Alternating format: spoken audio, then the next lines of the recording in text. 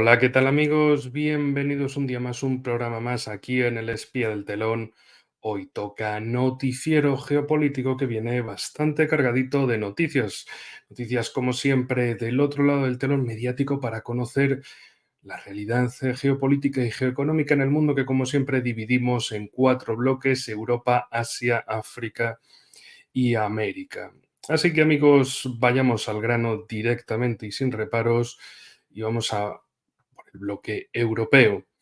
En este caso, la Comisión Europea facilitará a Ucrania los primeros 1.500 millones de euros de ingresos por activos rusos. Los primeros 1.500 millones de euros de ingresos procedentes de la reinversión de activos rusos estarán a disposición de Kiev ya en julio, según declaró la jefa de la Comisión Europea, Ursula von der Leyen, en una conferencia sobre la reconstrucción de Ucrania celebrada en Berlín. Precisó que el 90% de esta cantidad se destinará a armamento, el otro restante a reconstrucción. Además, la Unión Europea transferirá generadores diésel y paneles solares a Ucrania para garantizar la estabilidad de su sistema energético. Anteriormente, von der Leyen había manifestado su intención de trabajar en el Parlamento Europeo con quienes apoyan a Kiev. También se expresó su confianza en que la nueva mayoría en el Parlamento Europeo será proeuropea y proucraniana. Bueno, lo de proeuropea lo dudo y lo de proucraniana sí, a la fuerza de chequera y amenazas. En fin, hablando de esa cumbre de paz que está por venir, bueno, cumbre de paz, charanga, charanga y chiringuito de Zelensky y bueno, iba a decir de Biden, pero no, Biden tiene mejores cosas que hacer en su Estados Unidos, como buscar dinero para su campaña electoral. En fin, en este contexto, Sudáfrica recuerda la necesidad de la presencia de Rusia en la cumbre de paz en Suiza. Las negociaciones sobre Ucrania sin la participación de Rusia serán teatro, no pacificación. Esta opinión fue expresada por el jefe del Ministerio Sudafricano de Asuntos Exteriores, Naledi Pandor. Señaló que no entiendo muy bien qué resultado esperan conseguir. La ministra sudafricana también añadió que una solución razonable sería celebrar una reunión bilateral a nivel de funcionarios rusos y ucranianos y luego pasar a una conferencia de formato más amplio. Subrayó que deberían hacerse más esfuerzos para garantizar que ambas partes participen en las negociaciones. Sí, efectivamente. Esto ya sucedió precisamente hace 2 años con la reunión en Estambul que sabotearon los británicos, prometiéndoles todo el apoyo posible a Ucrania para ganar la guerra y sí, de momento van muy bien, perdiendo soldados constantemente, pero no solo eso. Tenemos esta semana, en estos días recientes, otra dosis de sinceridad al estilo estadounidense. Sinceridad de, efectivamente, nunca fue por democracia en Ucrania, ni derechos humanos, ni soberanía, ni nada. Era solo por esquilmarle los recursos naturales a Ucrania mientras utilizaban a su población como ariete contra Rusia para eh, saquear no solo Ucrania, sino también una Rusia débil y desmembrada. En fin, en la siguiente nota dice: Estados Unidos no quiere entregar los recursos de Ucrania a Rusia y China. El senador estadounidense Lindsey Graham afirmó en el canal de televisión CBS que ayudar a Kiev en su enfrentamiento con Rusia podría tener beneficios económicos estratégicos para Estados Unidos y los países occidentales.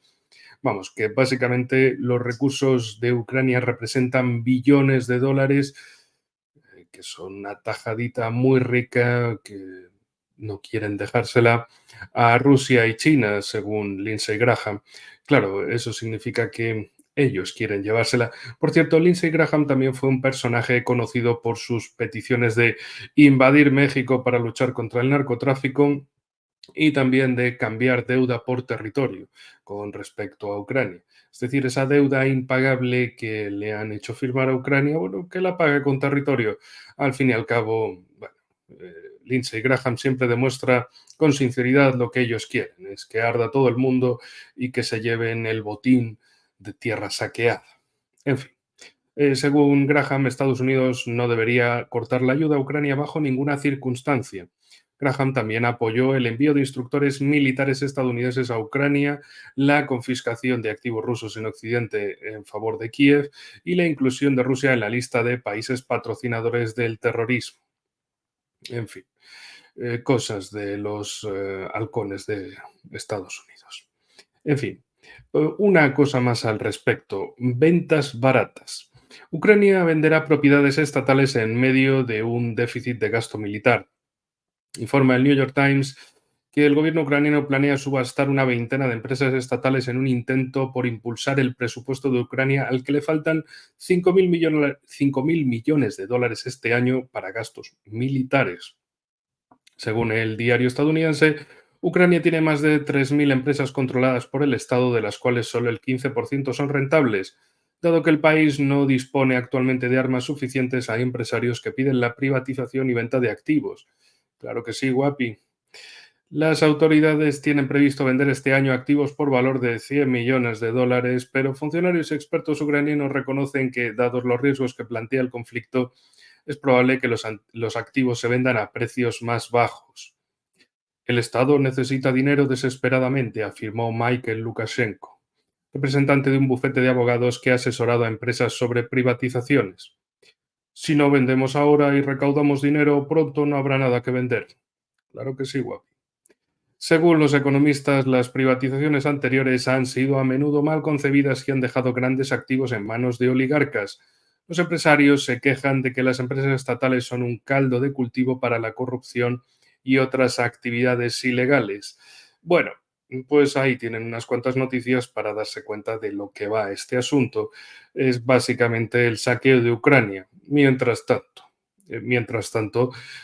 ven cómo saquear Rusia, cómo conseguir ese plan de desmembramiento, de disolución de Rusia en pequeños chihuahuas al estilo báltico, pero va a ser que no. En fin, uno que sí que se desmorona es el macrismo. El macrismo se desmorona, según el diario francés Le Figaro. La locura de los discursos y la explotación del conflicto ucraniano no han cambiado la situación, sino que incluso han empeorado la posición del presidente francés Emmanuel Macron y su partido. Alexis Breset, redactor jefe del influyente diario francés Le Figaro, ha dicho esto al comentar los resultados de las elecciones al Parlamento Europeo. Expresó sus dudas sobre la capacidad de Macron para recomponer la situación y preservar la mayoría parlamentaria. El macronismo se desmorona y ni el frenesí de los discursos, ni la explotación del conflicto ucraniano, ni la requisa de la televisión pública y privada, ni la explotación desvergonzada de las ceremonias del desembarco aliado en Normandía, nada ha servido, declaró Breset. En otro, en otra noticia en esta línea, Macron dice que no dimitirá. Claro, ¿quién va a dimitir de un puesto político? Pues está tan calentito en la política, cobrando cifras de entre 5 y 6, es decir, entre 5 y 6 números de salario en euros. Pues desde luego a ver quién se va. Imagínense, von der Leyen y compañía cobran 300.000 al año. Eh, Otros políticos cobran 100.000, 150.000 euros al año, como para irse de la política. Más todos los negociazos que pueden hacerse al tener esos cargos. Que se lo digan a la mujer de Sánchez, que ahora también tiene un poquito de fiesta creciente de imputaciones, como al hermano de Sánchez también, por decir que estaba trabajando en el otro lado de la frontera con Portugal y así evadía. Bueno, en fin. Pase lo que pase, no van a dimitir, simplemente ya están diciendo que todo esto es cosa de la ultraderecha, del fango, etcétera. La culpa es de otro. En fin. Y pues, vamos a ver también, aprovechando esto, vamos a ver esa novedad que ha entrado en el panorama político español, eso de se acabó la fiesta de Alvise, que yo no confío nada en absoluto de las promesas de ninguno, solo de los resultados de las acciones, a ver si va a hacer lo que ha prometido. Por lo menos, desde luego, está haciendo llorar bastante a la izquierda del sistema con, bueno, vamos a ver, dejémoslo ahí, que tampoco cabe mucho más. En fin, volvamos a Macron el Sobón, quien ha asegurado que no dimitirá como presidente sea cual sea el resultado de las elecciones legislativas extraordinarias. Así respondió a la pregunta de Le Figaro sobre el riesgo de que el partido de extrema derecha Unión Nacional, en caso de victoria en las elecciones parlamentarias, pueda exigir su dimisión. Europe One también informó anteriormente de que Macron podría dejar la presidencia tras el fracaso de su partido. Se señaló que está discutiendo esta opción con su entorno. Todo ello cabe remarcar de una noticia anterior en esta semana. Macron disuelve el Parlamento francés ante la caída de sus índices de electores. Ante la derrota del partido de Emmanuel Macron en las elecciones al Parlamento Europeo y los decepcionantes resultados, el presidente francés ha anunciado por sorpresa la disolución de la Asamblea Nacional. Ojo, no es que haya unas presidenciales, es que va a haber unas legislativas. O sea, él de su cargo no se va.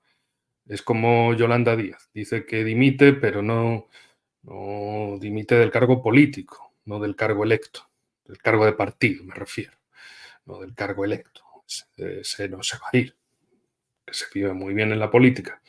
En fin, los analistas de Macron son conscientes de que su popularidad está ahora en el punto más bajo y que nuevas decisiones serán impopulares, lo que provocará una nueva caída de sus índices de audiencia. Disolver el Parlamento y celebrar nuevas elecciones en 21 días mantendrá el actual nivel de apoyo y ampliará el mandato de Macron, ha declarado Andrei Gromov, director del GR Group. Macron quiere apoyar a su partido al máximo nivel posible. Tomar decisiones internacionales duras como el envío de tropas a Ucrania hará bajar inevitablemente las valoraciones del partido y el aumento del gasto militar ya está repercutiendo en la prosperidad del país. Vimos un movimiento similar en Armenia cuando Pashinyan, tras la guerra de 40 días en Karabaj, celebró elecciones parlamentarias 6 meses después y reforzó su posición. Se dio cuenta de que su posición empeoraría en el futuro, señaló Gromov. El modelo está funcionando y Macron tiene todas las posibilidades para reforzar su posición. Gromov cree que en 21 días ninguna fuerza de oposición podrá prepararse adecuadamente para las elecciones, establecer sedes electorales y llevar a cabo una buena campaña electoral. En conclusión de Gromov, el resultado de las elecciones estará más bien influido por la agenda política actual, no por la que se elabore durante la campaña electoral. Sin embargo, la oposición puede volverse más activa, ya que es la última oportunidad para que los franceses no repitan el camino de Ucrania y mantengan la paz. La elección depende de cada ciudadano. Esta es la única oportunidad que deben aprovechar los franceses.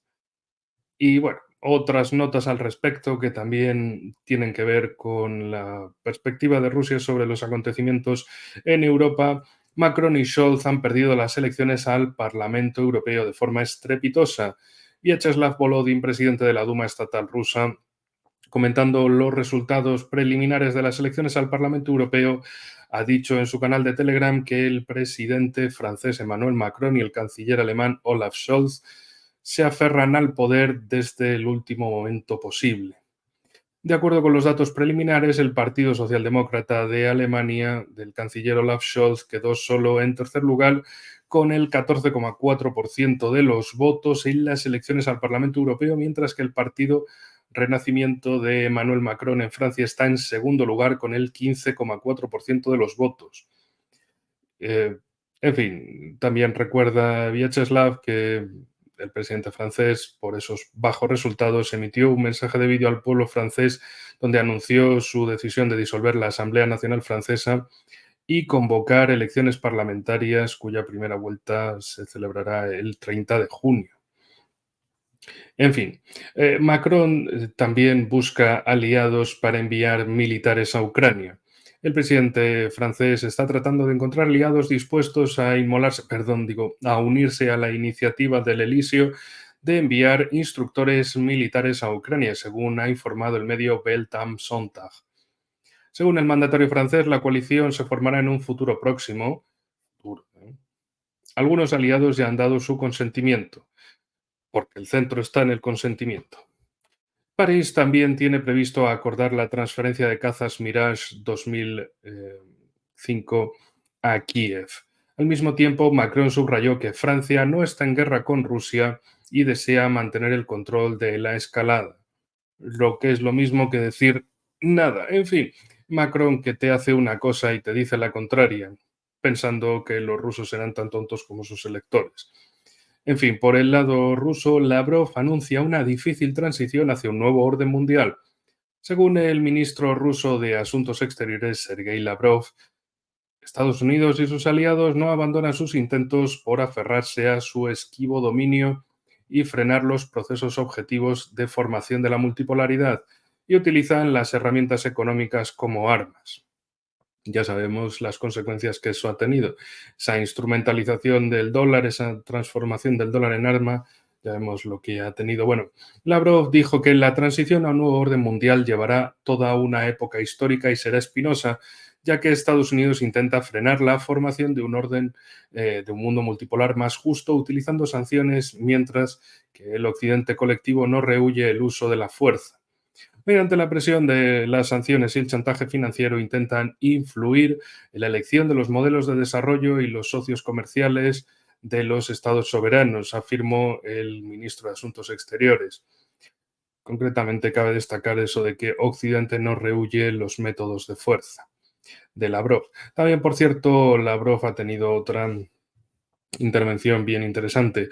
Se ha ampliado el círculo de países dispuestos a colaborar con los BRICS y la Organización de Cooperación de Shanghái. Los ministros de Asuntos Exteriores de Rusia y China, Sergei Lavrov y Wang Yi, mantuvieron una reunión en Nizhny Novgorod al margen del Consejo Ministerial de los BRICS. Dijo Lavrov exactamente, nuestra línea con los amigos chinos es percibida cada vez más positivamente por los países mayoritarios del mundo. El círculo de nuestros países afines no deja de crecer, el círculo de los que están dispuestos a cooperar con los BRICS y la Organización de Cooperación de Shanghái aumenta.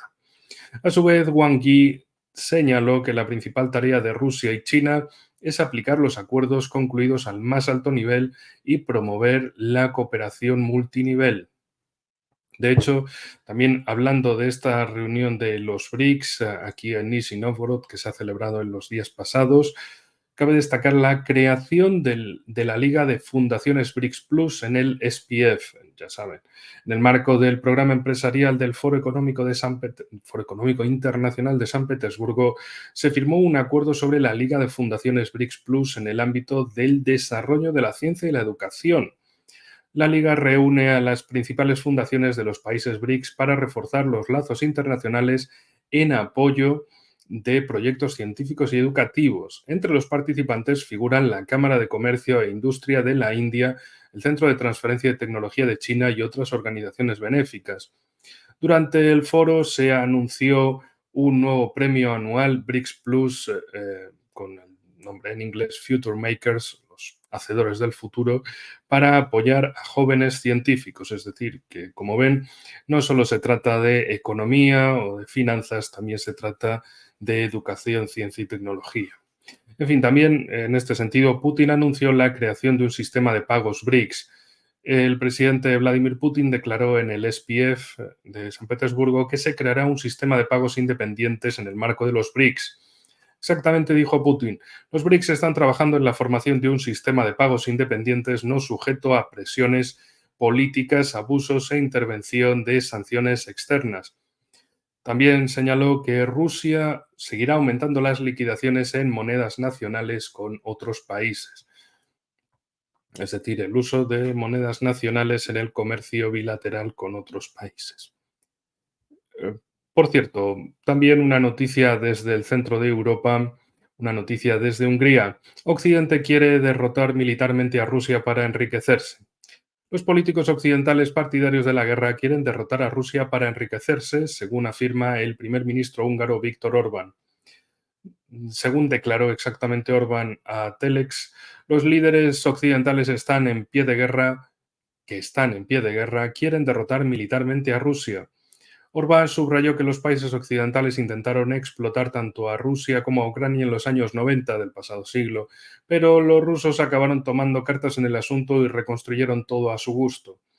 Añadió que las autoridades húngaras planean evitar que Europa entre en guerra con Rusia. De hecho, en este sentido, la participación de las acciones de la OTAN fuera de la alianza debe ser voluntaria, dijo Víctor Orbán al secretario general de la OTAN, Jens Stoltenberg.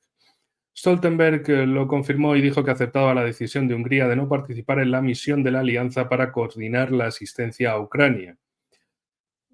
Dijo Orbán en una rueda de prensa con Stoltenberg lo siguiente: he pedido al secretario general que aclare que todas las acciones militares de la OTAN fuera del territorio de la alianza, de acuerdo con las normas y tradiciones de la OTAN, solo pueden ser voluntarias. Esto se ha confirmado en las conversaciones de hoy. Hungría ha recibido las garantías necesarias. Bueno, que lo habrá recibido de palabra, pero que nunca se fíe de la palabra de un globalista o anglosajón. En fin, por cierto, hablando de cosas que sí pero no, vamos a ponernos como por aquí. El comercio entre Rusia y Estados Unidos. ¿Cómo? ¿Que hay comercio entre Rusia y Estados Unidos? Sí, y además creció un 37% en abril. Las exportaciones rusas aumentaron hasta los 298 millones de dólares en abril, siendo los fertilizantes la principal materia prima de las importaciones estadounidenses procedentes de Rusia. Al mismo tiempo, las exportaciones estadounidenses disminuyeron un 48% hasta 34 millones de dólares. Estados Unidos suministró a Rusia principalmente productos alimenticios, el doble, hasta 6,7 millones de dólares, y vacunas, 3,5% menos, hasta 6,2 millones. Entre las 5 primeras mercancías figuran también dispositivos médicos, radiografías y reactivos médicos. Por cierto, esto por si alguno cree que Estados Unidos va a cortar los lazos económicos con Rusia, China, etcétera, no, simplemente pretenden que sean sus aliados los que lo corten, es decir, en este caso, Europa. Por cierto, para darle un toque económico y de cierto ecologismo al asunto, los países de los BRICS integran la regulación del carbono. Ojo, cuidado, vamos con ello. El viceministro ruso de Desarrollo Económico, Vladimir Ilyich, ha declarado que los países BRICS tienen previsto crear una asociación sobre mercados abiertos de carbono. Estamos planeando crear la Asociación BRICS sobre mercados abiertos de carbono, que contribuirá a la convergencia de los enfoques de los países en materia de validación y verificación de los resultados de los proyectos climáticos, así como la creación de condiciones para el comercio de unidades de carbono entre los miembros de la asociación, declaró Ilyich al margen del foro de San Petersburgo. Según él, los resultados de este trabajo se presentarán en verano en la reunión ministerial sobre el clima y desarrollo sostenible. También una noticia adicional sobre ello: Rusia tiene la oportunidad de pasarse a las energías alternativas. Alexander Dyukov, director de Gazprom Neft, declaró al margen del SPF de San Petersburgo que la transición a energías bajas en carbono abre nuevas oportunidades a las petroleras. La generación solar y eólica requiere materiales petroquímicos. Las baterías necesitan litio, que puede extraerse del agua producida, algo que las petroleras están empezando a hacer. El hidrógeno bajo en carbono, de nuevo, necesita producirse a partir de gas natural, extrayendo e inyectando CO2 en el yacimiento, que es exactamente la competencia y experiencia que tienen las empresas petroleras y de gas. Tenemos infinitas posibilidades, según afirmó Dyukov. En fin, sería divertido que hasta Rusia adelantase al occidente en energías alternativas, energías verdes, energías limpias, pero manteniendo el desarrollo del país y no lastrándolo, como precisamente sucede en Europa. En el caso de China, además, recuerden, y luego hablaremos más de ello, eh, desde Occidente dijeron: no, queremos impulsar las energías limpias, cosas eléctricas y demás. Y China dijo: fantástico, me voy a poner a producir de eso.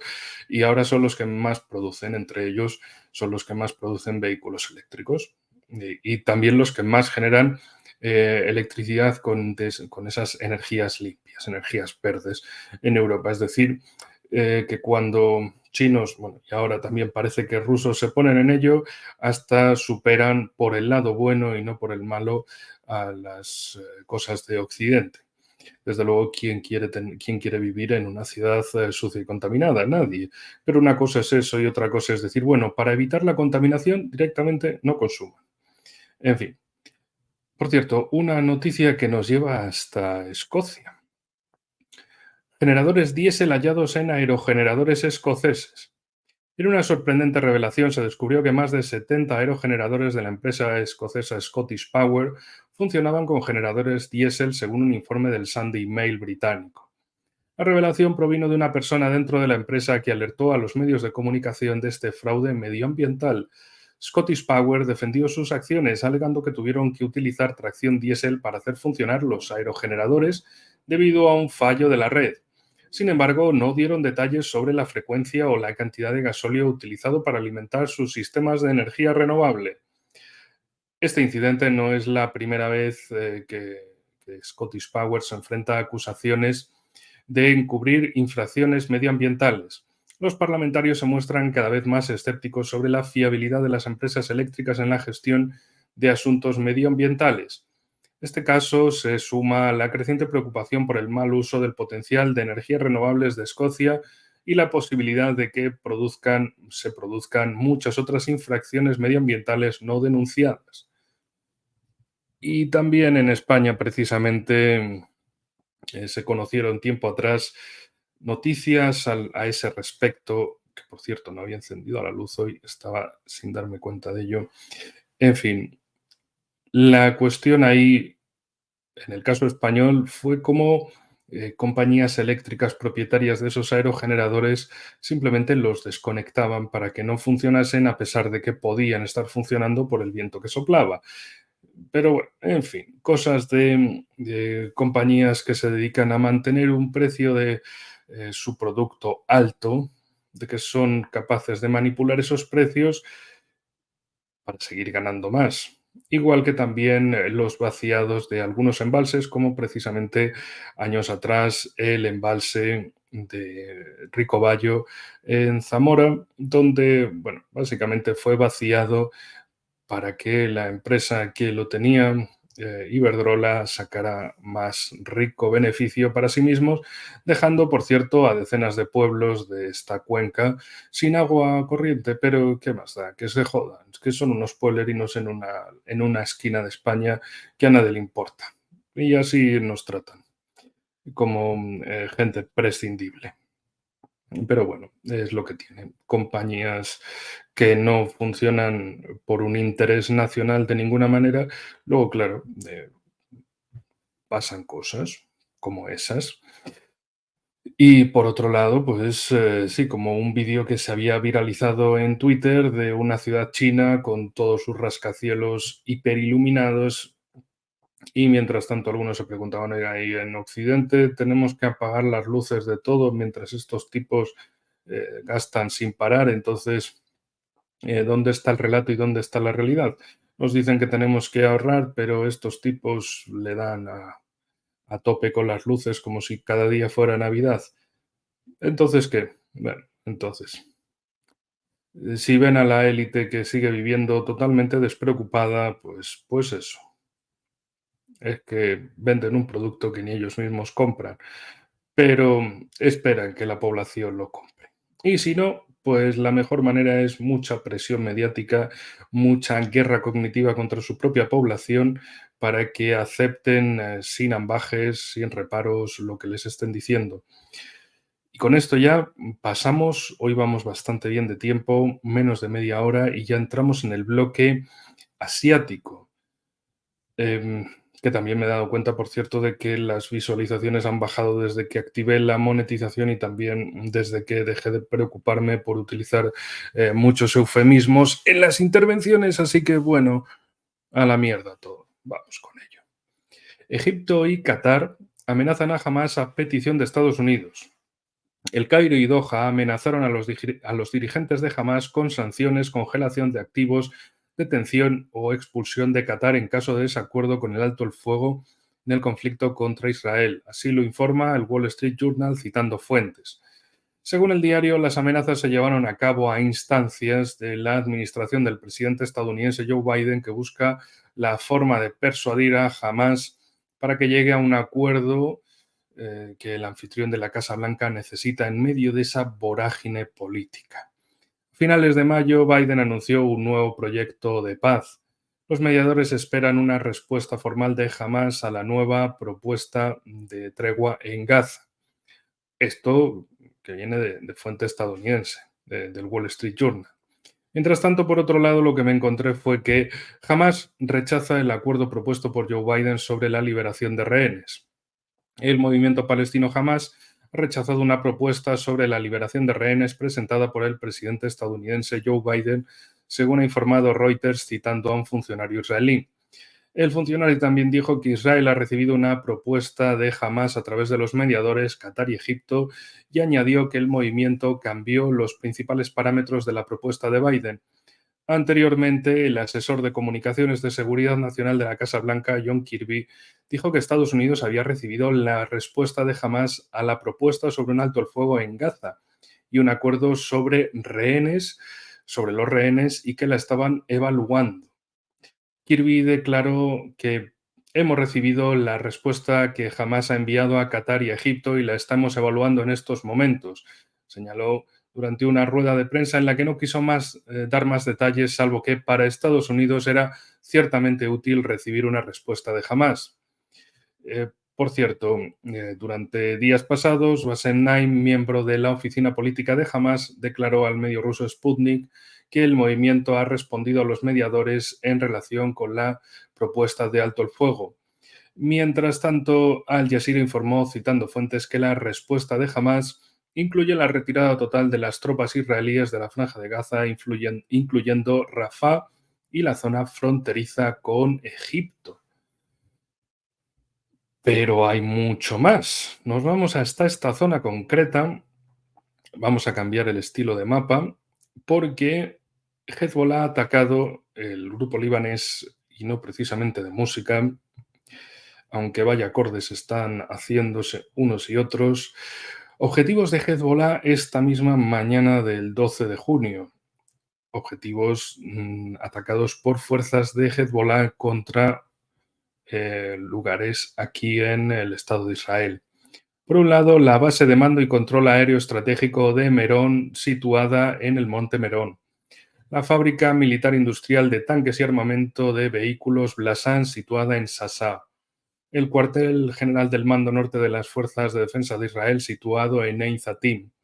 El cuartel general de reserva del Mando Norte de las Fuerzas de Defensa de Israel, situado en la base de la División Galilea en Amiad.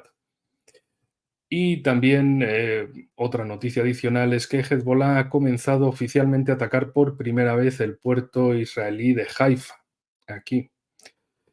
También esta misma mañana Hezbollah inició una represalia a gran escala contra Israel por el asesinato de un comandante de Hezbollah. La primera oleada, compuesta por más de 100 cohetes, fue lanzada contra el noreste de Israel, llegando al lago Tiberíades. La segunda oleada se ha lanzado minutos después y ha tenido como objetivo numerosos asentamientos en el norte, como Beit Hash y Horfeish. Es el mayor ataque con cohetes de Hezbollah en toda la guerra hasta ahora. Eso para que veamos una actualización sobre ello y probablemente que conduzca a desmonetización y ocultamiento del vídeo, pero a la mierda. Hemos venido a contar las cosas.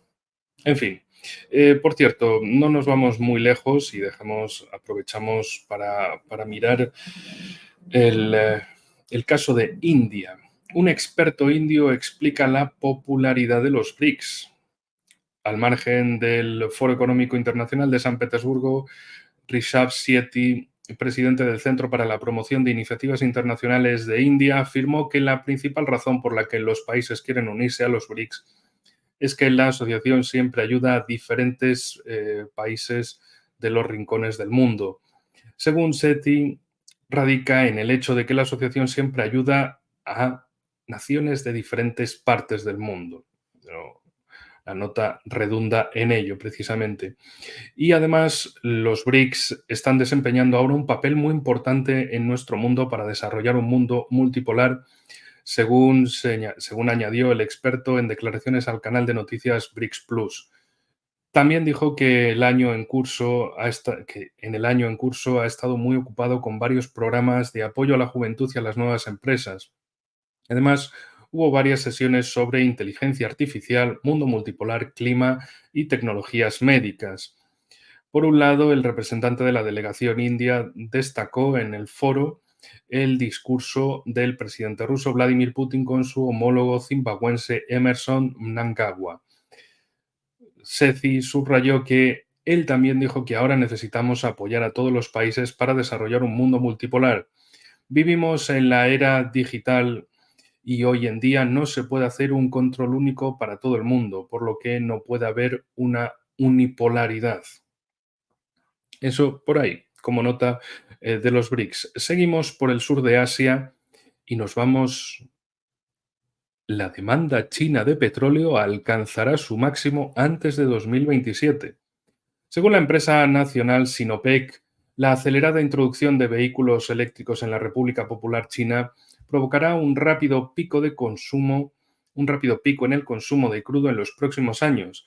La demanda de carbón dejará de crecer en torno a 2025 y el consumo de gas natural alcanzará su máximo en 2040. Según el informe de China Energy Outlook, es decir, Perspectiva Energética de China 2060, publicado por la empresa, las energías limpias dominarán el suministro energético global de China en torno a 2045 y la energía de hidrógeno reclamará un papel significativo en la combinación de combustibles y energía del país. Según la previsión energética del hidrógeno en China, el consumo de hidrógeno en el país se acercará a los 86 millones de toneladas en 2060. El mercado de la nueva industria generará 635.000 millones de dólares, unos 4,6 billones de yuanes chinos adicionales para entonces. La proporción de fuentes de energía limpias utilizadas para producir hidrógeno se disparará hasta el 93%, con la energía solar y eólica aportando 2/3 de la producción china de hidrógeno.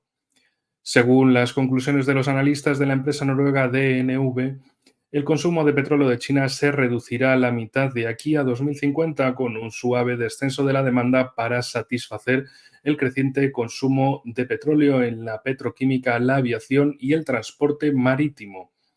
A mediados de siglo, la República Popular de China cubrirá el 84% de sus necesidades de petróleo mediante importaciones. El consumo de gas natural alcanzará su máximo en la década de 2030 y volverá a los niveles actuales a mediados de siglo. A mediados de siglo, precisamente, el 58% del gas que necesita el gigante asiático será de importación y el porcentaje de las energías renovables en la combinación de combustibles de China aumentará del 30% al 88% en 2050. China reforzará su posición de líder mundial en energía verde con un alto nivel de desarrollo y exportación de tecnologías renovables. Con esto, como ven, son igualitos que en Europa, ¿verdad? En fin. En Europa se dice, sí, sí, energías verdes, pero la mejor manera es reduciendo el consumo, no mejorando la calidad de la producción. En fin. Por cierto, una nota más al respecto, aunque es el bloque asiático, pero pertenece también a todo este sector. La huella de carbono de los conflictos militares. El medio estadounidense Político ha evaluado la contribución de los conflictos bélicos a la contaminación por dióxido de carbono en el planeta. Los conflictos militares que destruyen las infraestructuras de suministro de energía existentes y causan importantes daños a las partes implicadas siguen contaminando la atmósfera de todo el planeta. En los primeros 60 días de la guerra en la Franja de G, aviones, tanques, cohetes y artillería generaron más de 281.000 toneladas métricas de dióxido de carbono. El conflicto entre Rusia y Ucrania ha emitido más de 150 millones de toneladas métricas de CO2, unas 3 veces la contaminación anual por dióxido de carbono de la ciudad de Nueva York. Según el Observatorio de Conflictos y Medio Ambiente, una organización sin ánimo de lucro, los militares pueden representar alrededor del 5,5% de las emisiones mundiales de gases de efecto invernadero. El complejo militar industrial estadounidense representa la mayor parte de las emisiones, rivalizando con las emisiones anuales de dióxido de carbono de países como Noruega y Suecia. Según el proyecto británico Military Emissions Gap, muchos países siguen subestimando las emisiones reales del complejo militar industrial. Sí, lo cual es cierto porque todo el mundo se preocupa de que, todo el mundo, me refiero al contubernio político y mediático europeo, se preocupan de que Manolo el albañil contamina mucho con su furgoneta de hace 20 años, pero las maniobras de la OTAN nunca contaminan, ¿no? Contamina el trabajador, pero no la OTAN. En fin, cosas.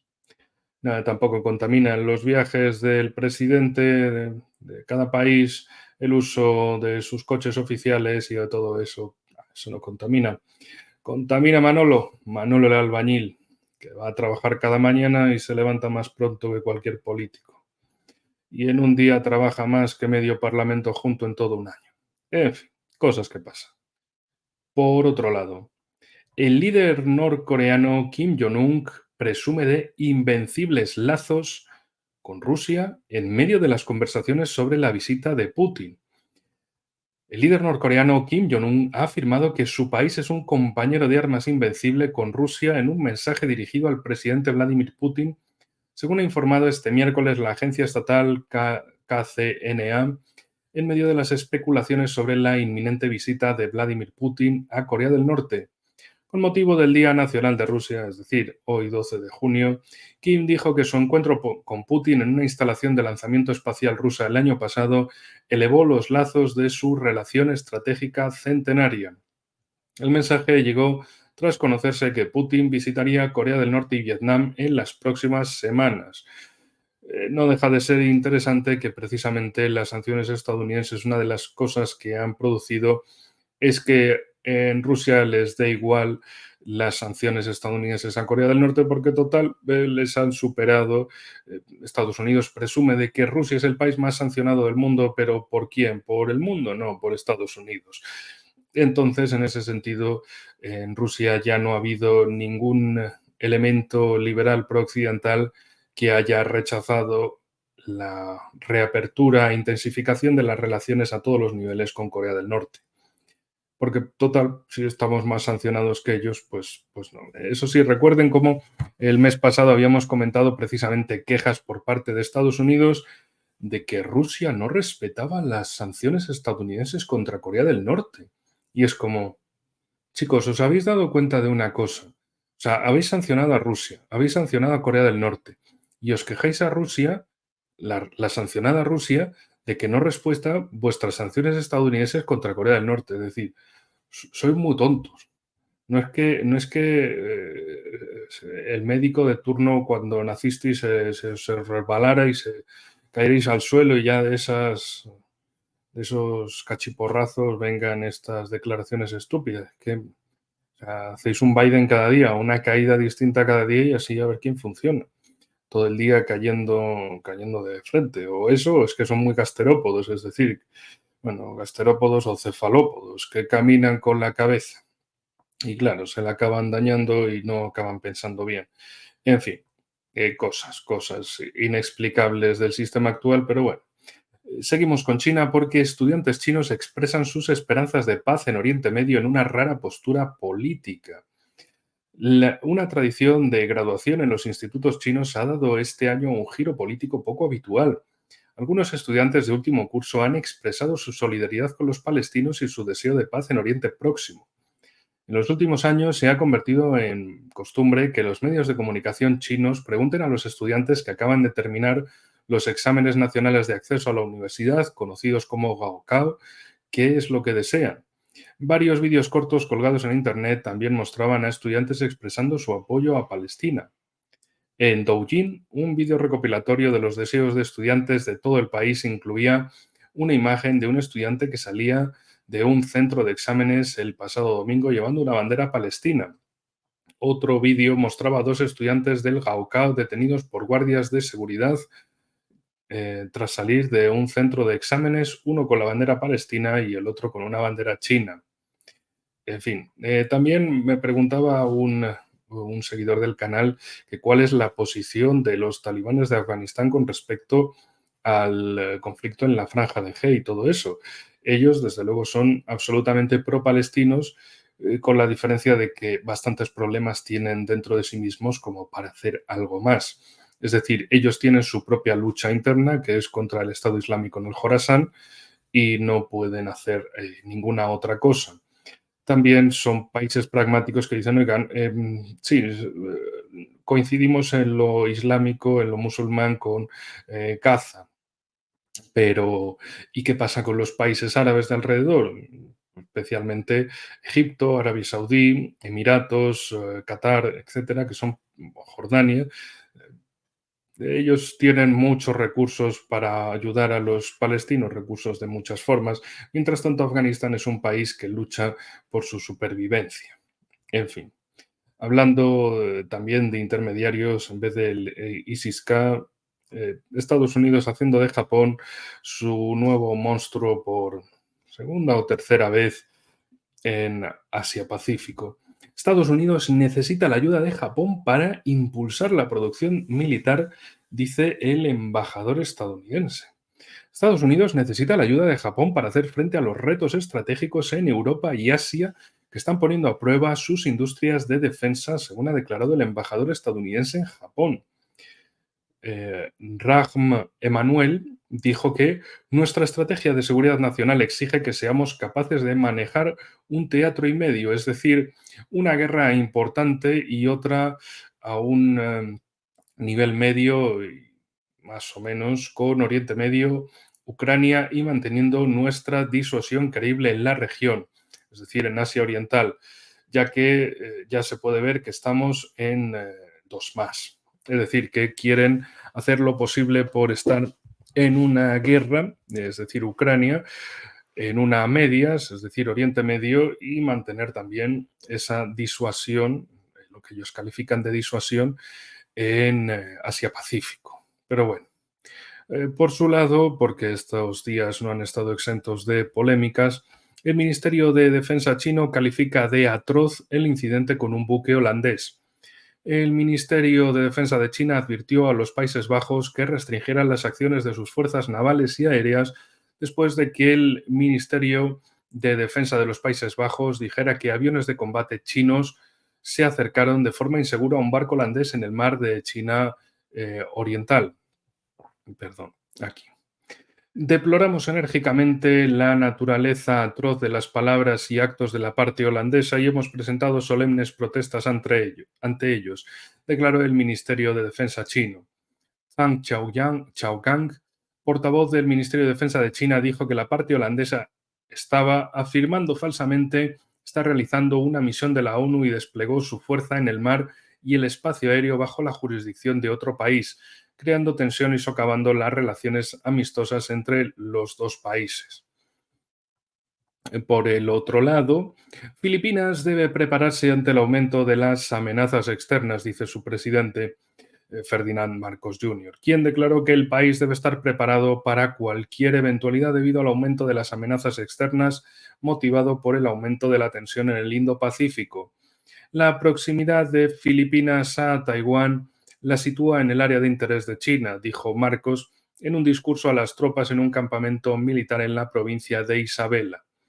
Filipinas no estaba tratando de redibujar las líneas de territorio soberano, incluida su zona económica exclusiva, y el país se comprometió a defenderse al tiempo que participaba en la diplomacia, según añadió Marcos. Y en este sentido también, por no bajar el ritmo de noticias, China afirma que Estados Unidos está provocando una carrera armamentística con sus movimientos en el mar de la China Meridional. Estados Unidos plantea el mayor desafío para la seguridad en el mar de China Meridional, ya que su despliegue en la zona lo está convirtiendo en el remolino en el centro de una carrera armamentística, declaró el viceministro chino de Asuntos Exteriores Sun Weidong. En la actualidad, el mayor desafío para la seguridad en el mar de China Meridional procede de fuera de la región, declaró Sun en declaraciones publicadas por su ministerio tras asistir en Laos a una reunión de alto nivel sobre la cooperación en Asia Oriental. La iniciativa de Estados Unidos de desplegar sistemas de misiles de medio alcance en la zona está poniendo a la región de Asia-Pacífico bajo la sombra de conflictos geopolíticos, afirmó Sun. Y es normal, es el mismo esquema una y otra vez que Estados Unidos ha seguido con Ucrania es lo mismo que siguen haciendo por este lado del mundo. También justo en esta semana, días atrás, apareció un reportaje del... eh, se me ha olvidado ahora. Lo tenía apuntado, pero se me ha olvidado dónde lo tenía apuntado. En fin, cosas que a veces pasan. La cuestión es cómo pueden tomarse los chinos que el principal mando naval de Estados Unidos está diciendo que quiere llenar todo este estrecho de una inmensa maraña de vehículos aéreos no tripulados, es decir, de drones, de hacer que China, ante una invasión desde la China continental a la China de Taiwán, pues Estados Unidos lo llene aquello de drones para evitar, para rechazar esa invasión. También, por otro lado, había encontrado una noticia muy peculiar de que ¿para qué China va a querer destruir o conquistar los puertos de Taiwán si precisamente Estados Unidos ha descubierto por imágenes satelitales que los mismos chinos están construyendo barcos portuarios, es decir, barcos para ser enviados a una costa y crear ahí un puerto artificial rápidamente? En fin, la cuestión es que con esas noticias y con otras de semanas anteriores, pues precisamente la imagen que se van a llevar los chinos de Estados Unidos es que están preparando su armamento para ser desplegado tanto desde Japón y Corea del Sur como Taiwán y Filipinas para lanzar a todos estos países contra ellos. Y Estados Unidos hacer simplemente lo mismo que en Ucrania. Yo te mando armas, pero que mueran otros. De hecho, en este sentido, el nuevo jefe de defensa de Taiwán expone la dirección de su política. Wellington Koo, el nuevo jefe de defensa de Taiwán, ha expuesto los aspectos clave de su política, entre ellos el desarrollo de la guerra asimétrica y la búsqueda de la financiación militar y asesoramiento sobre la reestructuración de las fuerzas por parte de Estados Unidos.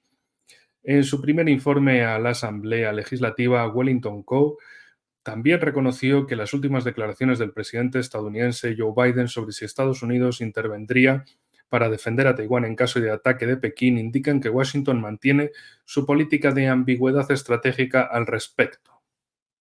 Preguntado por las condiciones en las que Taiwán ejercería su derecho de la autodefensa, Ko dijo que solo ocurriría si el Ejército Popular de Liberación atacara aviones, barcos, instalaciones, la isla o sus islas exteriores, o si cualquier avión no autorizado entrara en su espacio aéreo de 12 millas náuticas o en sus aguas. Y así estamos.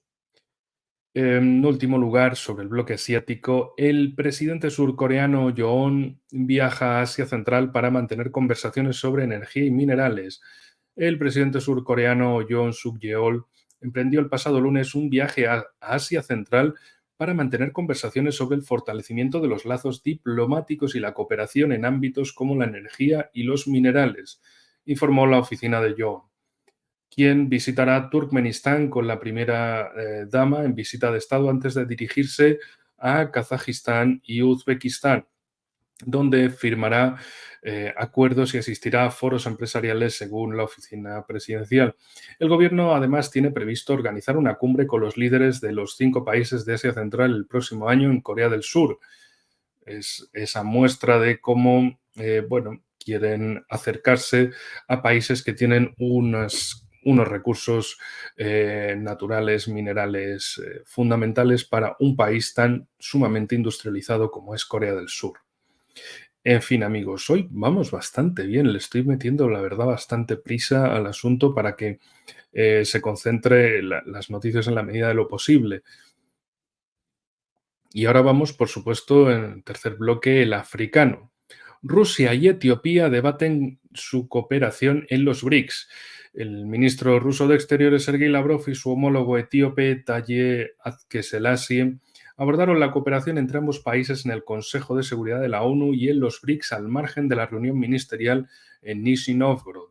Se confirmó el interés mutuo de Moscú y Addis Abeba por profundizar el diálogo político y coordinar estrechamente los enfoques en la ONU y los BRICS, incluso en el contexto de la presidencia rusa en la asociación, señaló el Ministerio de Exteriores ruso en un comunicado. En la reunión, las partes intercambiaron puntos de vista sobre la cooperación en la ONU y otras organizaciones internacionales. También, en este sentido, Etiopía ha empezado a producir prendas con materias primas locales. Sile Shilema, subdirector general del Instituto de Desarrollo de la Industria Manufacturera, declaró que el movimiento nacional hecho en Etiopía ha aumentado la capacidad nacional del sector industrial. El especialista añadió que el país solía importar productos textiles y de confección del extranjero, con un gasto anual de al menos 1.000 millones de dólares. Lem señaló que Etiopía produce ahora esos productos a una escala que puede sustituir parcialmente las importaciones. Como vemos, es otro país que también busca aumentar su producción interna. El comercio está muy bien, pero producirlo en casa, el hecho en casa, hecho en Etiopía en este caso, pues es mucho mejor. Mejor para sus productores locales, desde luego, y para el desarrollo de todo el país en conjunto. En fin, también, por cierto, igual que habíamos comentado al principio, volvemos con la reunión entre Lavrov y Nalendi Pandor, la ministra sudafricana de Exteriores. Pues Lavrov discutió la contribución de Sudáfrica a la resolución del conflicto en Ucrania. Ello fue discutido en Nizhny Novgorod en cuanto a esas nuevas posibilidades para la contribución de Pretoria y una serie de otros representantes del sur global a la búsqueda de una solución pacífica en el conflicto de Ucrania.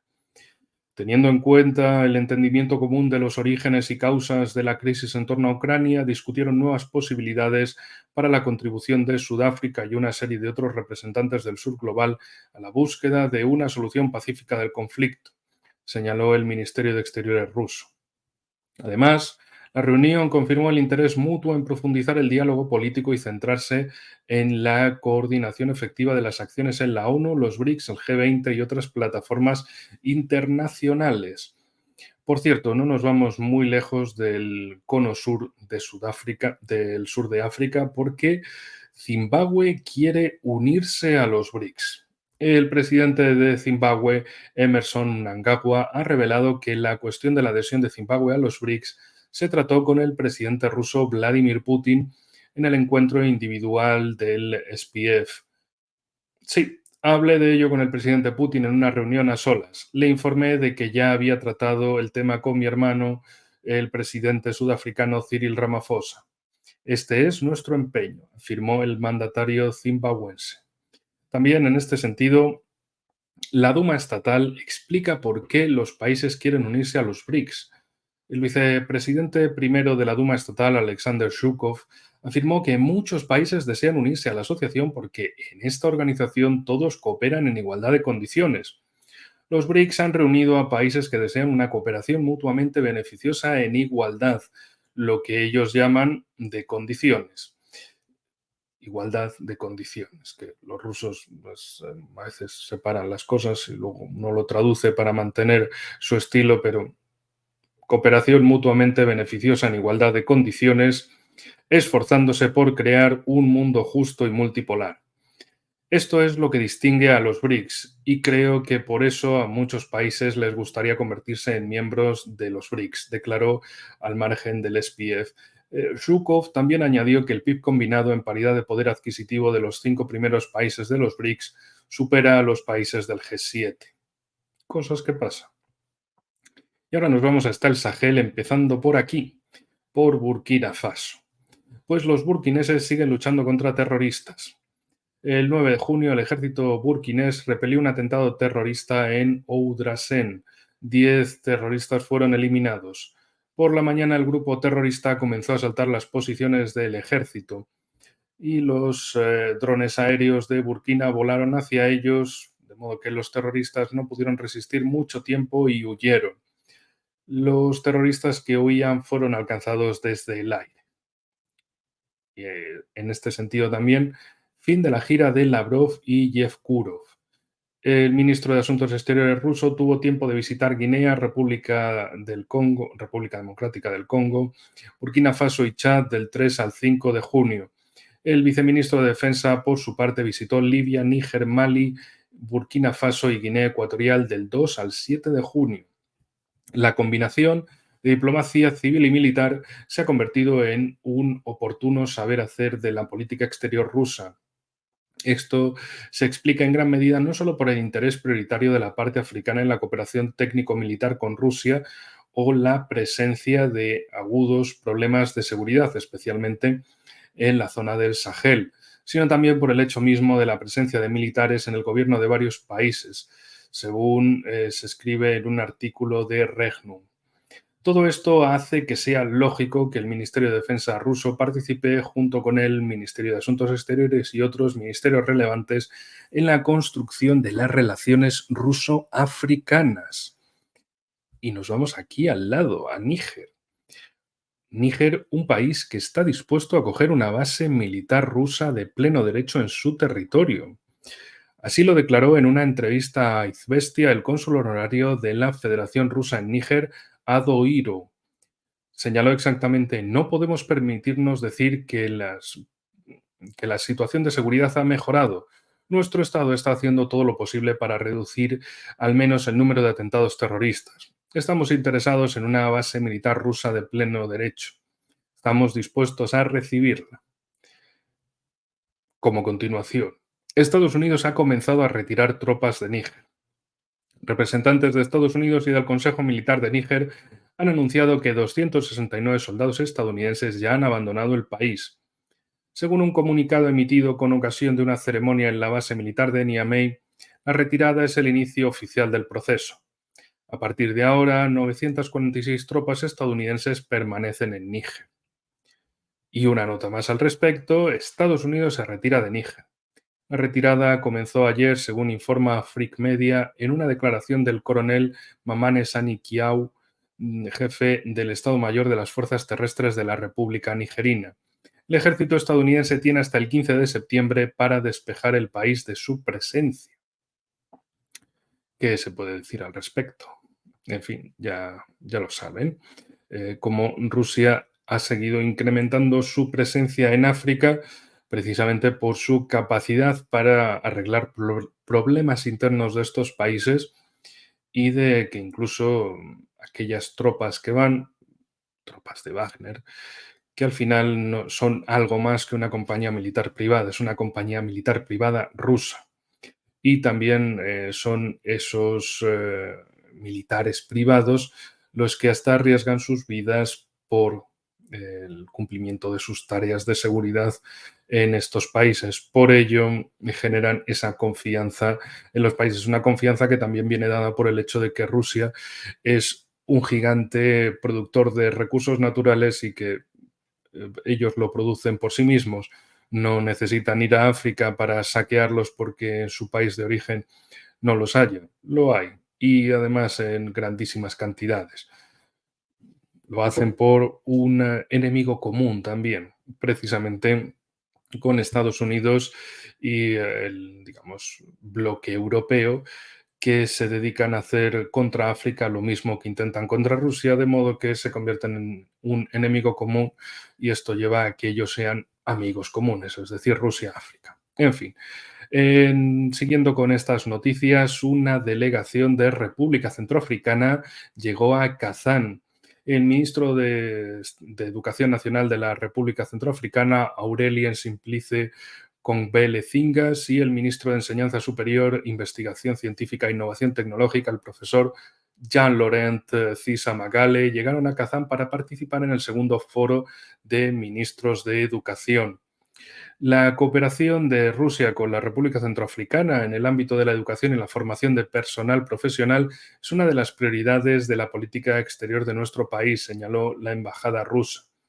Hasta la fecha, más de 27.000 estudiantes africanos estudian en las universidades rusas, de los cuales más de 5.000 eh, en plazas financiadas por la cuota del gobierno ruso. Es decir, 5.000 están becados directamente por el presupuesto ruso. Tomamos un poquito de aire porque resulta que tenemos noticias argelinas también de este gigante del noroeste africano. Resulta que dos cosas. Rusia participa en la realización de un proyecto ferroviario en Argelia. El ministro argelino de Industria Farmacéutica, Ali Aoun, declaró al margen del SPF que la experiencia rusa en el ámbito del transporte y los proyectos ferroviarios es beneficiosa. Tenemos un proyecto que se considera uno de los mayores de África. Conecta varios países vecinos mediante un enlace ferroviario con una longitud de 6.000 kilómetros. La conexión irá de Argelia a Tamanrasset. Este proyecto facilitará intensos intercambios con países vecinos. Actualmente hemos puesto en marcha 500 kilómetros de esta vía, declaró el representante argelino. Para que os hagáis una idea de dónde está cada cosa. Argel, la capital, está aquí arriba, aquí en el norte, y en el sur está Tamanrasset. De hecho, por si queréis datos históricos de una geografía histórica, en su momento había un río, el río Tamanrasset, que fluía por toda esta zona del Sáhara cuando milenios atrás era un vergel. Y precisamente aquí en Tamanrasset era el centro de ese río, que si mal no recuerdo también llevaba ese nombre, Tamanrasset. También hay zonas arqueológicas fascinantes aquí en el sur de Argelia, en lo más profundo del Sáhara. Y, en fin, recordemos, precisamente de norte a sur son casi 2.000 kilómetros, bueno, prácticamente 2.000 kilómetros en línea recta.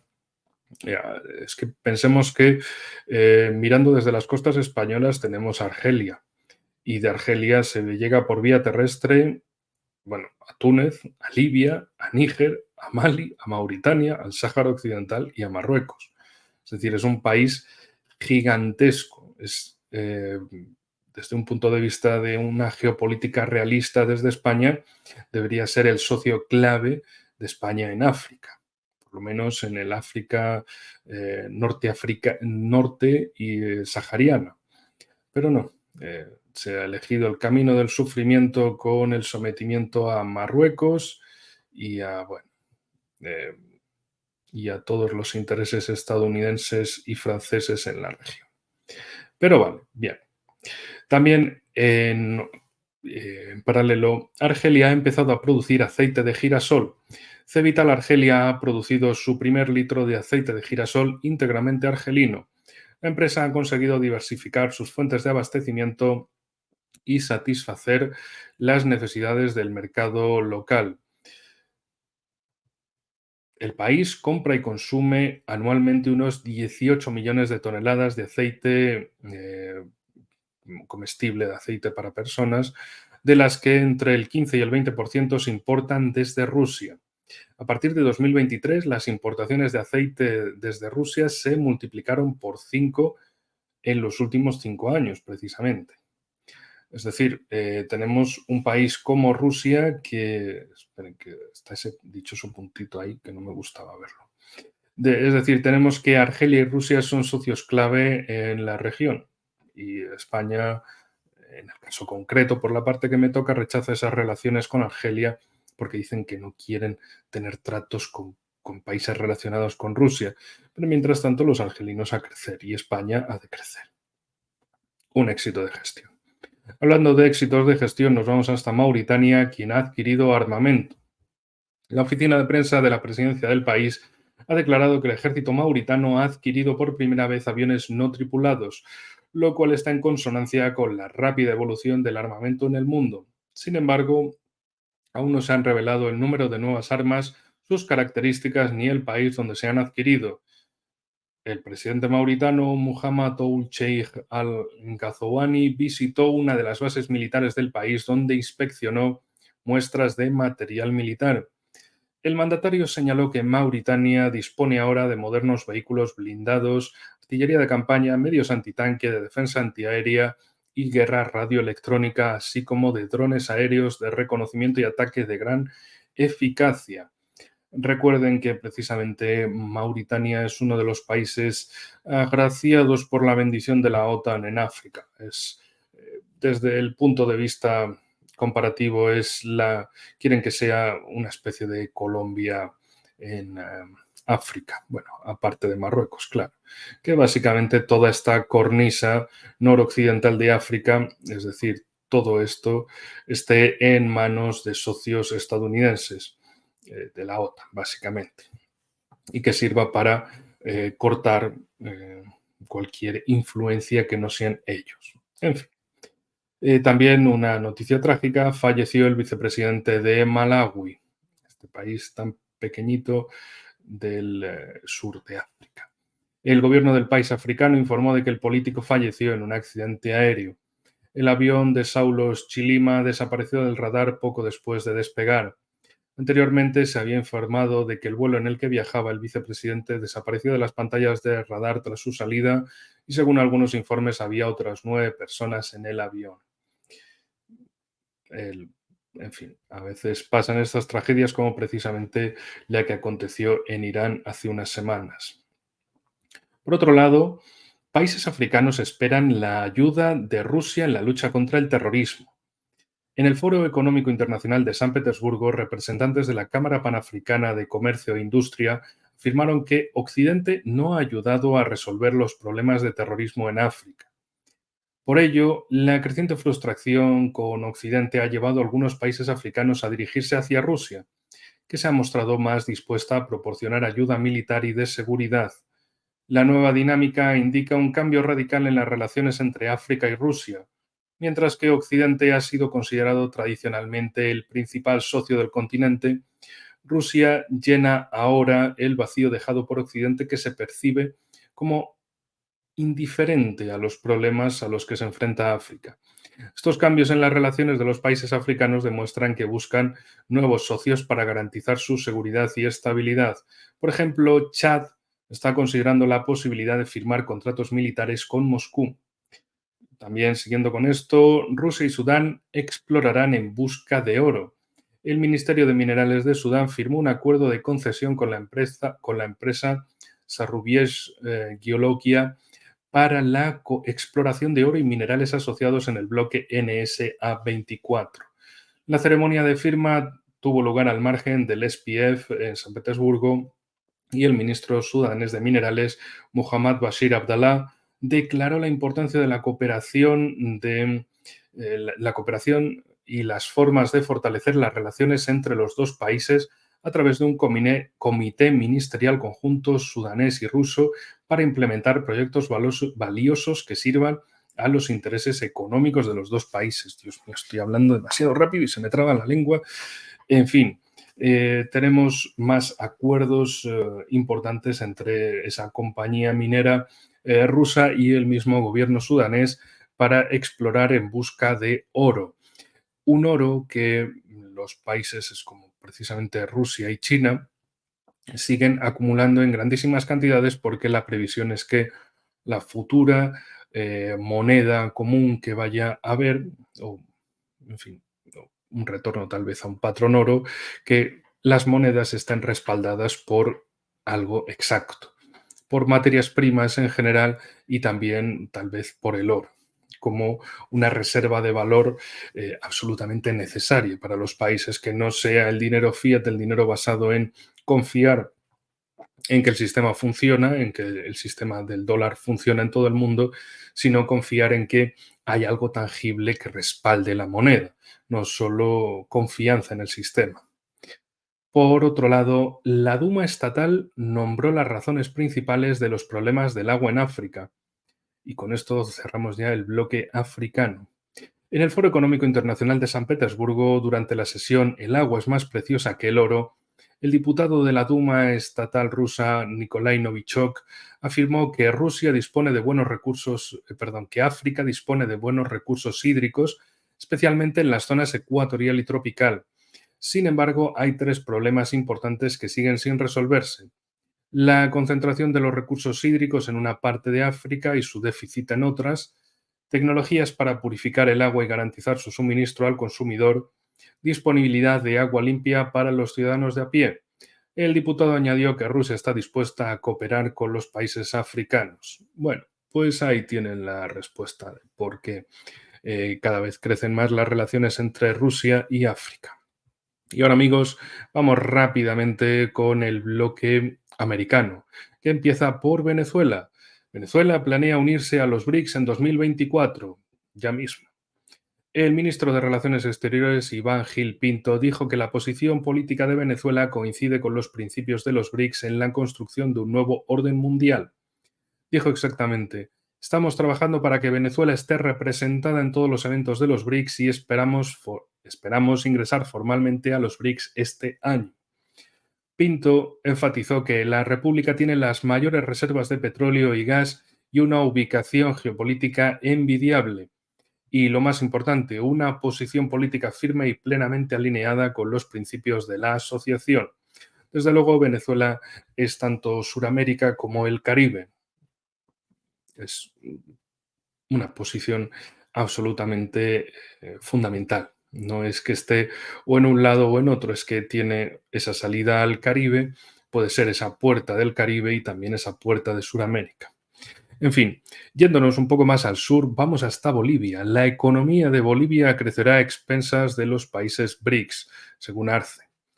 El presidente boliviano Luis Arce afirmó al margen del SPF que su país espera ingresar oficialmente en el grupo de los BRICS lo antes posible. De hecho, no olvidemos esa reunión, ese trato bilateral entre Vladimir Putin y Arce. Mientras tanto, vamos a asistir a todos los eventos a los que nos inviten los representantes de esta organización. Creemos que es una buena oportunidad tanto para los BRICS como para Bolivia. Para nosotros, unirnos a los BRICS es una forma de obtener ayuda para acelerar el proceso de industrialización en Bolivia gracias a la tecnología y la experiencia de los países en esta organización. Arce confía en que la adhesión a los BRICS, con esa adhesión, el país suramericano pueda acelerar la industrialización y el crecimiento económico, lo cual es fundamental por dos cosas. Claro, imagínense que este año Venezuela y Bolivia entran a los BRICS. Estos son dos países vecinos de Brasil, al norte y al sur, pero la cuestión también sería Perú, con el famoso puerto de Chancay de inversión china, la creación de un corredor norte-sur que fuera, por un lado, beneficiando a Perú, con otro uno norte-sur y otro este-oeste, para comunicar las dos costas, desde Brasil hasta Bolivia, Perú. En fin, iniciativas necesarias para el desarrollo económico, el fortalecimiento a todos los niveles de los países. No es simplemente declarar cosas, sino hacerlas, que es lo más importante. En otro orden de cosas, Nicaragua está en conversaciones para ingresar en los BRICS. Laureano Ortega, asesor presidencial de Nicaragua en temas de inversión, afirmó que el gobierno del país tiene la intención de ingresar en los BRICS y mantiene conversaciones al respecto con los países de la organización. Al margen del SPF, Ortega subrayó que Nicaragua ha tomado una posición clara al respecto. Este es nuestro objetivo, ya se lo hemos planteado al presidente de la organización y ahora oficialmente Rusia, y estamos negociando con los países miembros de los BRICS para poder ser parte de esta gran familia, dijo. Por cierto, también los barcos rusos que entran en Cuba le dan a Estados Unidos una dosis de su propia medicina. La decisión de enviar barcos rusos a Cuba está dando a Estados Unidos una muestra de lo que hacen al resto del mundo, dijo el experto en relaciones internacionales y seguridad Mark Sleboda al programa La Hora Crítica de Sputnik. Creo que definitivamente podemos ver esto como una respuesta directa a la Declaración General de Estados Unidos de llevar lo que llama ejercicios de libertad de navegación, aunque por lo que sabemos nadie ha desafiado la libertad de navegación, explicó Slieboda. Patrullan con su armada arriba y abajo frente a a las costas de Rusia, China e Irán, haciendo ruido de sables y amenazando como parte de su política de contención. Estados Unidos ha realizado con frecuencia ejercicios militares frente a las costas de sus adversarios como China, Corea del Norte, Irán y Rusia. Durante la semana, la OTAN dio el pistoletazo de salida al Baltops 2024 en el Mar Báltico, el mayor ejercicio de la historia del programa. Según los informes rusos, incluyó un ataque nuclear simulado contra el enclave ruso de Kaliningrado. Vemos a Rusia y a la OTAN en el precipicio de una confrontación directa entre ambas partes en Ucrania, dijo Slieboda, calificando la acción estadounidense de increíblemente provocadora, irresponsable y peligrosa. señalando también que a pesar de que los barcos rusos se dirigen a Cuba, no simularán ataques nucleares en suelo estadounidense. Desde luego es una grandísima diferencia. También nos vamos hasta Estados Unidos con una nota que dice: crisis moral. Sigue aumentando la confusión entre Estados Unidos e Israel. La confusión entre Estados Unidos e Israel pareció continuar cuando el Consejo de Seguridad de Naciones Unidas adoptó una resolución de alto el fuego para Gaza redactada por Estados Unidos y basada en una propuesta esbozada por el presidente Joe Biden. Estados Unidos afirmó que Israel aceptaba la propuesta, pero el primer ministro israelí Benjamín Netanyahu la ha rechazado públicamente y mantiene escasas o nulas posibilidades de alto el fuego.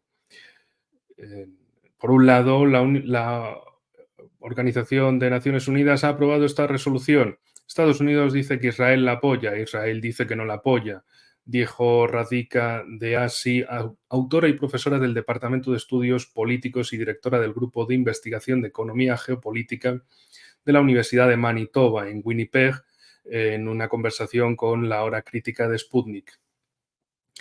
Desai continuó diciendo: yo diría que una cosa que no ha cambiado en esta situación es el apoyo constante y tenaz de Estados Unidos a Israel, pase lo que pase. Pero lo que ha cambiado es que ahora hay un comienzo de grietas dentro de la coalición en Israel. Benny Gantz ha dimitido porque cree que Netanyahu no está siendo lo bastante agresivo. El sábado, las fuerzas de defensa de Israel anunciaron que habían rescatado a 4 de sus rehenes, entre ellos un ciudadano ruso, secuestrados en el Festival de Música Nova del 7 de octubre del año pasado. Aunque la noticia del rescate fue bien recibida por Estados Unidos, que ayudó en la misión, muchos condenaron las acciones de Israel después de que el Ministerio de Sanidad de Gaza dijera que al menos 274 palestinos habían muerto como consecuencia de esa acción israelí. Si nos fijamos en el gran número de bombas que se han lanzado sobre esta pequeña franja de tierra llamada Gaza, ahora se ha incrementado y superado el nivel de todas las bombas utilizadas en la Segunda Guerra Mundial. Considérenlo, dice Desai. Israel dice que jamás está utilizando a civiles como escudos humanos. Apenas ha dejado espacio para Hamás. Por supuesto, Hamás y los civiles van a tener que refugiarse en el mismo sitio. En fin, y ahora, porque tampoco cabe añadir mucho más a eso, nos vamos hasta el cono sur con Argentina. Una nota que viene de TAS en español. El gobierno argentino está discutiendo con París la posibilidad de transferir a Ucrania 5 cazas Super Étendard inoperables de fabricación francesa, informó el portal de noticias Infobae. Según el medio, la canciller argentina Diana Mondino discutió el tema con su homólogo francés Stéphane Séjourné y el asistente presidencial estadounidense para la seguridad nacional Jake Sullivan. Además, el plan de transferencia ha recibido el visto bueno del país sudamericano, es decir, de Javier Milei. Argentina adquirió los aviones en 2018, pero nunca ha podido utilizarlos. Los Super Étendard se encuentran en estado inoperativo por falta de piezas, que el país no puede comprar debido al embargo de armas impuesto por Reino Unido tras la Guerra de Malvinas. El gobierno de Milei quiere cambiar estos aviones por otros equipos militares, suponiendo que Francia los reparará y los entregará a Ucrania. Efectivamente, todos estábamos pensando lo mismo al leer el título de esta nota. Pero hay más. Javier Milei, presidente argentino, ha aceptado cambiar sus planes e ir a la conferencia sobre Ucrania en Suiza, según informó el diario Clarín. Según sus datos, el líder ucraniano Volodymyr Zelensky pidió a Milei que asistiera al menos a la ceremonia de apertura de la conferencia. El medio agregó que el ministro de Defensa argentino, Luis Petri, también acudirá a Suiza. El gobierno argentino solo ha confirmado hasta ahora la participación de Milei en la cumbre del Grupo de los Siete en Italia. La semana pasada, los medios argentinos informaron de que el jefe de Estado había decidido acortar su viaje a Europa y regresar a Argentina tras la reunión del G7. Por cierto, otra nota de TAS sobre Bolivia. Bolivia quiere aumentar los volúmenes comerciales con Rusia y ha ofrecido empezar a exportar vinos de altura, bebidas alcohólicas y charque de llama, anunció el presidente del país, Luis Arce. De hecho, también señaló que Bolivia ha planteado la exportación de café en grano, de piña en conserva, de singay, banano, vinos de altura, charque de llama, chocolates, quinoa, palmitos en conserva y otros productos que se puedan identificar como viables para la exportación hacia Rusia, anunció el líder boliviano durante una rueda de prensa retransmitida por Bolivia TV. Además, Arce resaltó que Rusia es un importante mercado para Bolivia y precisó que se acordó conformar comisiones técnicas de trabajo para agilizar la parte comercial entre los dos países. Asimismo, el jefe de Estado destacó que durante su visita a San Petersburgo también discutió la posibilidad de suministrar medicamentos rusos a Bolivia. Bien, ahí está el desarrollo entre los países. Y una cosa más, y con esto terminamos el programa de hoy. Otra nota de TAS en español. La presidenta electa de México, Claudia Sheinbaum, sostuvo una reunión con la asesora presidencial estadounidense para asuntos de seguridad interna, Elizabeth Sherwood Randall, durante la cual ambas partes analizaron las perspectivas para el desarrollo de las relaciones bilaterales. Agradezco la visita de Elizabeth Sherwood Randall, asesora del presidente Joe Biden para temas de seguridad interna, y a Ken Salazar, embajador de Estados Unidos en México, para intercambiar puntos de vista y fortalecer las relaciones de amistad como socios comerciales y de cooperación entre nuestros países. De cara a la agenda bilateral que seguiremos trabajando a partir del 1 de octubre, escribió Sheinbaum en su cuenta en la red social X. En el encuentro se destacó la importancia de las relaciones comerciales entre ambos países. Además, Sheinbaum precisó que la delegación estadounidense presentó a la mexicana un borrador del documento elaborado por Joe Biden sobre el tema migratorio. En definitiva, lo que vamos a ver es una sumisión total y completa de Sheinbaum hacia Estados Unidos, como precisamente, por más que algunos digan que no, es lo que se dedicó a hacer el presidente anterior, Andrés Manuel López Obrador, que es parte de esa izquierda al fin y al cabo globalista, tímidamente soberanista, pero cuando le aprietan las tuercas, bueno, dice, sí, sí, Estados Unidos, lo que tú quieras, vamos contigo y punto. Es por eso, desde mi punto de vista, que un país como México debería pensarse más como centroamericano, porque eso le conectaría hacia el sur y no como norteamericano, pero sí también hacia el sur, por la parte continental hay problemas y por la parte insular hay problemas, pues al fin y al cabo la economía mexicana va a tender hacia el norte. Y es precisamente lo que Estados Unidos también se ha dedicado a hacer en los últimos años, esa cooptación mediante el nearshoring, es decir, la deslocalización cercana de empresas estadounidenses, básicamente para cooptar económicamente a México y que simplemente por una forma utilitarista no haya en México muchos interesados en romper con Estados Unidos, porque básicamente Estados Unidos les ha metido esos lazos económicos para que México no gire ni hacia Centroamérica, ni el Caribe, ni Suramérica, para que sea bueno, la extensión del sur de Estados Unidos. En fin, yo como digo, en Sheinbaum no confío en absoluto. Para mí no deja de ser una Milei de izquierdas, es decir, dentro de de esos partidos globalistas, de esos proxies intermediarios globalistas, Milei va por la derecha y Sheinbaum por la izquierda. Eh, Al fin y al cabo, ni multipolarismo ni soberanismo para México hay en esos representantes, sino simplemente más de lo mismo. Solo que con una carita sonriente para decir, mira, qué chupiguays somos, qué buenos, qué recopados, qué rezarpados, qué relindos, qué bonitos, qué chéveres, qué padrísimos, pero no. Son lo mismo de antes con un lacito distinto. En fin, amigos, les agradezco como siempre haber llegado hasta aquí. Hora y media de noticiero, está muy bien. Hoy la verdad que le he apretado bastante, la voz está muy bien. En fin, amigos, espero que lo hayan disfrutado como siempre, que hayan aprendido muchísimo, pero nos tenemos que ir, aunque como siempre el final de un programa es el principio del siguiente. Nos vemos muy pronto con mucho más, que como siempre tengo ahí preparados programas en el tintero, así que mientras el cuerpo aguante, vamos, el cuerpo y el planeta, que no haya una guerra nuclear.